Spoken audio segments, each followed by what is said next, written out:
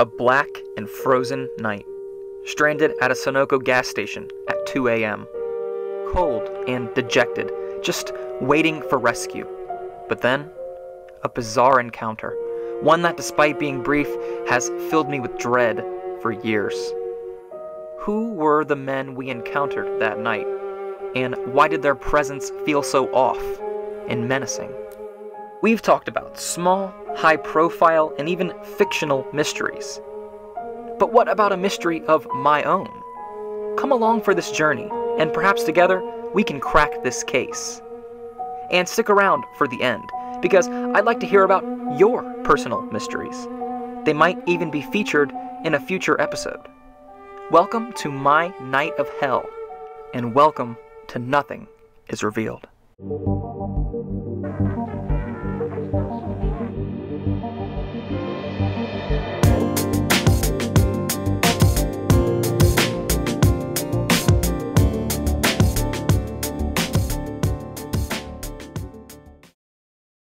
The night began promisingly enough. We ventured out on an icy Ohio evening, driving an hour and a half north. All in all, 8 of us piled into one minivan. Our destination, a 7:30 show in the big city. Despite the winter weather, we made it just in time. Things hadn't quite gone downhill yet. We didn't get back on the highway until nearly 11 p.m., and we still had a solid hour and a half to go in the icy rain. The highways were littered with winter weather accidents, including a flipped car, which did not bode well. On a positively deserted stretch of highway, the car's headlights began to dim. Life seemed to be draining from the engine. As the car spluttered and hiccuped, by sheer luck, the driver guided us off an exit ramp. There, on a long and empty street swathed in darkness, were the guiding lights of a single Sunoco gas station. The car drifted, literally coasted into the empty parking lot. Only a few seconds later, it died completely. The engine wouldn't start. Alternator was shot, and the battery wouldn't charge. We glanced around in silence as the cold seeped in. It was single digits cold out, and we suddenly had no heat. But hey, it could be worse, right? The Sunoco is miraculously open 24/7. The store clerk standing behind a bulletproof window at first refuses to let us in to the mini-mart. Says it's against policy this late, and he'd have to call his manager. In the meantime, we shiver in the cramped SUV while calls are made to tow companies in AAA. By the time the store clerk gets permission to let us in and the tow truck arrives, it's 1 in the morning. The minivan is carted away, but we weren't so lucky.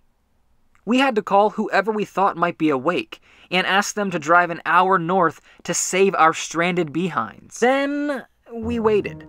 It was almost nice at first. We were grateful for the heat in the gas station, and we stress-ate Cheetos and hot coffee. But as the clock ticked to 2 a.m. and our rescuers still hadn't arrived, and we realized we'd still have to endure the rest of the drive home anyway, despair sunk in. Finally, the first car arrived.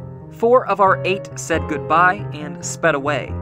That left just Megan and I and 2 family friends.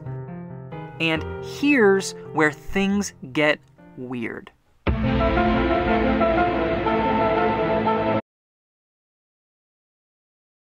See, remember how the clerk unlocked the store and let us in after consulting his manager? Well, he'd forgotten to relock the door. And our resting point happened to be directly in front of this entrance. Out the glass paneling, we see an old car pull up. Its headlights turn off. Nobody else had shown up at the gas station all night. It was 2 a.m. after all. 3 tall figures emerge from the darkness. A bell tinkles as they enter. Something changes in the air. It's 3 silent, stone-faced older men. They glare at us for a moment, and still no one says a word. They're tall, white, and disparately dressed. One has on denim overalls and hair hidden under a baseball cap, while another is dressed in a dapper suit, fedora, and long trench coat. But all wore the same pin, large and over their breast pocket, an emblem of an owl. I can't explain the tension in the room. These men gave off an aura, a certain menace in their blank and steely stares. My heart hammered in my chest, though I wasn't sure why. And then the spell broke. They single file walked to the right, down a hallway to the bathrooms. They talked to one another in low tones, and not in English or Spanish. Since then, we've debated over which language they spoke. Megan thought it sounded Russian, but we just aren't sure. Just then, our ride appeared out front, and we booked it to the car, leaving just the three men and the gas station attendant. And boy, was I happy to leave. As soon as the cornfields and farmhouses whizzed by on the highway, we began talking about the mysterious men. Just what were they doing out in the middle of the night? They couldn't have been younger than 60. These are not the people you picture up and about at that hour. And even if they were just a couple of buddies, clowning around or traveling late, why so somber and serious? And why the pins with the cryptic symbol of the owl?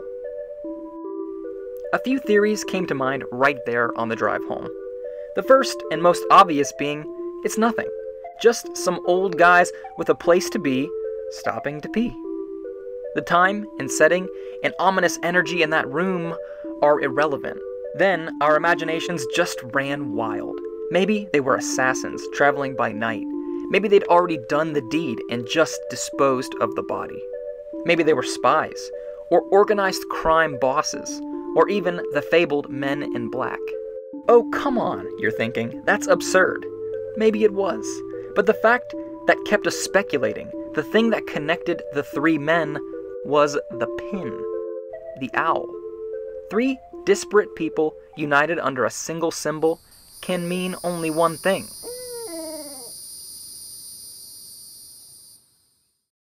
A secret society. If that's the case, then there are two possibilities. One, this secret society is little more than a gathering of old men reliving their glory days, feeling powerful and hidden, whatever. The other possibility is they're more than that. They have a real function, a goal, a purpose. Whether that be something beneficial to society or something dark carried out by Twilight, well, who knows? As a matter of fact, searching the internet for a secret society in that area with the owl emblem, I think I found them.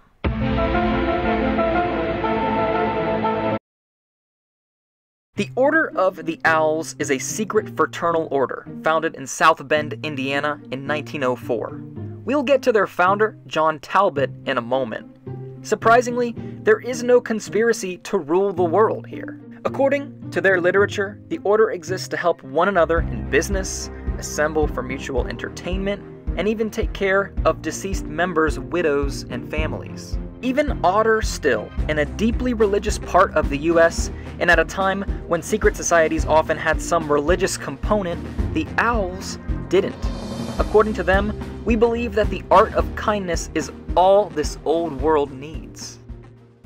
Okay, so some crusty old org. Big deal. Except the Owls are still around. At their height in the early 1900s, they had over 600,000 members in chapters all over the US and even the world.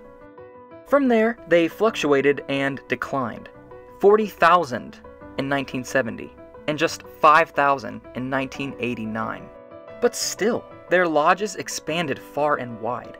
I found this picture of a chapter in Lima, Ohio, not too far from the Sunoco gas station. Considering the dwindling numbers, is it all that hard to imagine a small sect of elderly men clinging to their traditions in 2016? As for their founder, John Talbot, he found himself embroiled in some trouble back in the early 1900s. As a lawyer, he paid witnesses to lie and was ultimately disbarred. According to the South Bend Tribune, there isn't a year that goes by that he isn't defending himself in court for some charge. Over 30 years. So He opens his practice in South Bend essentially in 1895, and as early as 1897, he's already in court himself, having been charged with receiving stolen merchandise. He is involved in a case in LaPorte about the theft of a fur and produces a witness in court who helps his defendant's case. As it turns out, that witness was lying. They were able to prove that she wasn't a clerk in the store in question and that she had been paid by Talbot to testify. And he's charged with suborning perjury, and disbarment proceedings begin. His mistress attempts to shoot him. She intends to kill him. She had weighed what to do about the fact that she was upset. She wanted to know if maybe she should be poisoning his horse. She contemplated blowing up his office, but she settled on shooting him. And she starts accusing Talbot of some pretty depraved things, among which were that he was holding a book of photographs of local women in compromising positions that he was using for blackmail. Leona Mason, the woman in question, published her own pamphlet called Who is John Talbot by an Outraged Woman. Now, did John Talbot really try to corner the market on a drug for syphilis? Yes. So both John and his brother, Joseph, had syphilis. So she offered to come to South Bend to work in the hospital, and he accepted her offer. She arrived in South Bend. She spent a couple days in his office as a secretary, and then he installed her in the house at 1010 Notre Dame Avenue and cut her hair to make it appear that she was an inmate somewhere that would make it less credible if she escaped, locked her into a room, and had her abused by himself and multiple other people. Ultimately, she escaped and went to the jail and asked to be locked into a cell for her own protection. She was sure that if she was out on the street that Talbot was going to kill her. And the case was heard in federal court in Indianapolis, and Pearl Spangler's charges were dismissed, but Talbot was found guilty. He was charged with a $5,000 fine and sentenced to 5 years in Leavenworth prison. Talbot is long dead, but his secret society lived on. Maybe the Order of the Owls wasn't so squeaky clean and wholesome after all. But maybe those men we saw at the Sunoco weren't owls. This month marks the 3-year anniversary since that night. All I know is this: that night remains seared into my brain as the most creeped out I have ever been. If you know anything about secret societies in Ohio, please share it in the comments.